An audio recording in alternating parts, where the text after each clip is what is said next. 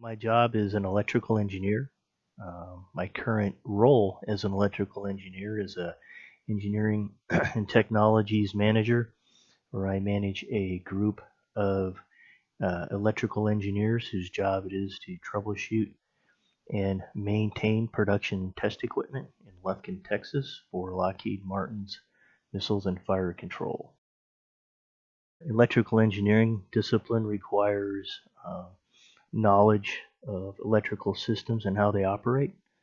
And so we use those engineering principles and physics principles to understand and develop and repair automated test equipment that's used to test missile launcher components and missile components, the actual missile parts themselves.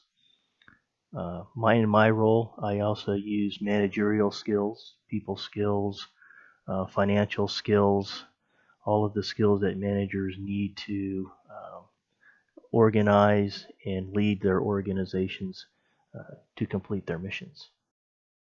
Well, for me, this was a sort of a logical choice. I had just spent 8 years in the United States Marine Corps. My job in the Marine Corps was as an aviation radar technician slash IFF instructor. That's identification, friend or foe. This was all electrical and electronics equipment. So I had the technician background to proceed with an engineering degree.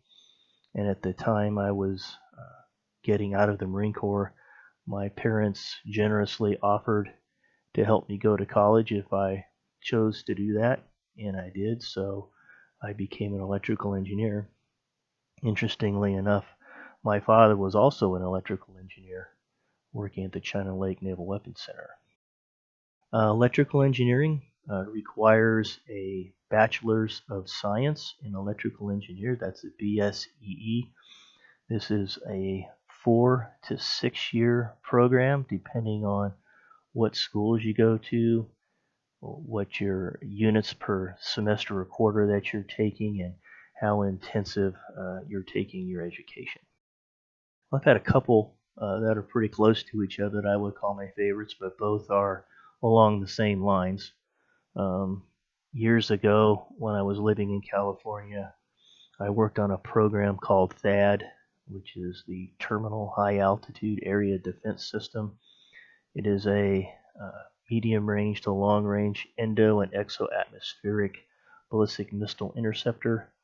I was working on the development program for that at the time, and we spent about 2 years developing a test that would be the first launch of this missile, and that was quite an environment, and we were able to create the missile from scratch, launch it, recover it, and we met all of our test objectives, and it was quite a good experience. A couple of years later, we did a similar thing with less complicated, but basically the same concept, and that also worked out quite well. So those are both very satisfactory experiences that I've had. But overall, the main satisfaction is knowing that the systems that we design, develop, test, build, and sell to our customers help save the lives of our men and women in the armed forces, as well as the people in the areas in which they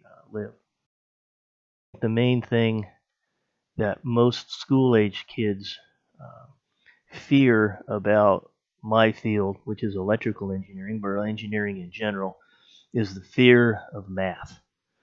And I would encourage them strongly to embrace the math. It's nothing more than another language that you would be learning, like Spanish or German or whatever. And it's just a tool that's used to accomplish a goal. And the good news is, once you graduate from engineering schools, unless you're in an academic environment or a research and development environment, there's very few employers who are willing to pay you to do the math. So they have tools that do all the math for you. And this allows you to unleash your creativity and focus on solving whatever problem you've been tasked with solving. So my main advice would be, do not be afraid to go down the hard path to an engineering degree and the results of that degree and the rewards that you will get, both in terms of the money you will make and the fact that you will have an exciting and long-lasting career, far outweigh any issues that you might have trying to get there.